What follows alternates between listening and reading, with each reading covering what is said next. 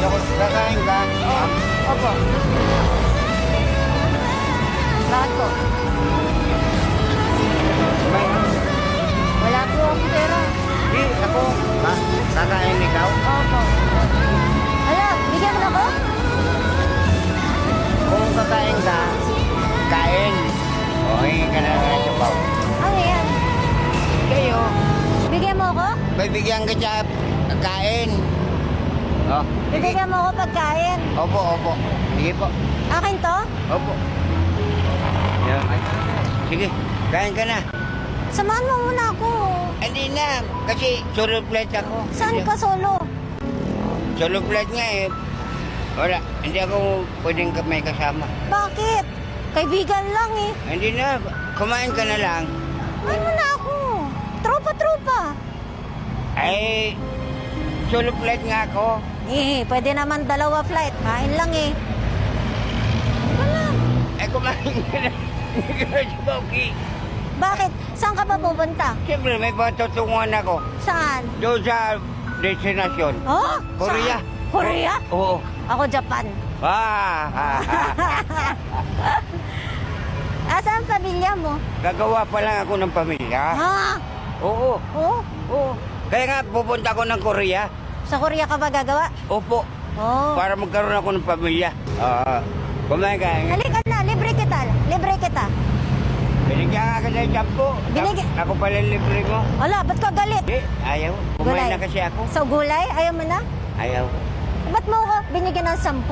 Wala ka naman pala masyadong pera din. Pareho tayo. Para kumain ka.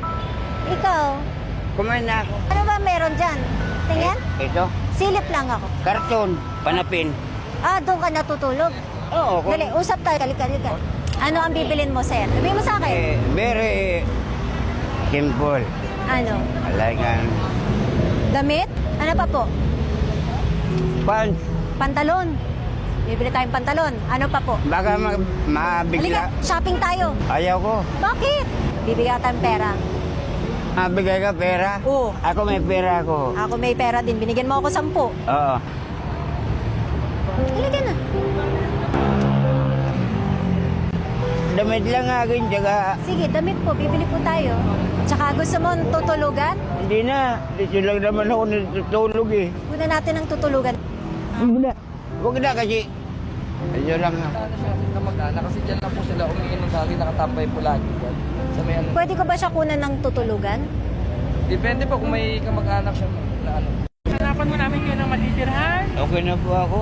Kung ganyan ako, malaya ako. Ang taon na kayo natutulog dito sa kalsada? Wala pa nung 2020. 2020? Pandemic? Oo. Ano ang nangyari? May trabaho kayo dati? Mayroon pa ako trabaho eh. Nawala yung gamit ko. Ano ang trabaho niyo dati? Maton po. Sa construction? Opo. Natigil ho kayo Tigil kasi nawala. ng mga gamit. Nakaw eh.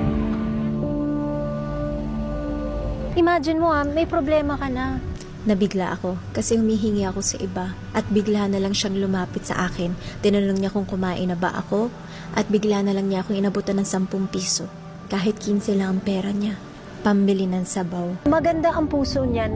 He just needs help. Mabait siya. Kailangan ko siyang tulungan.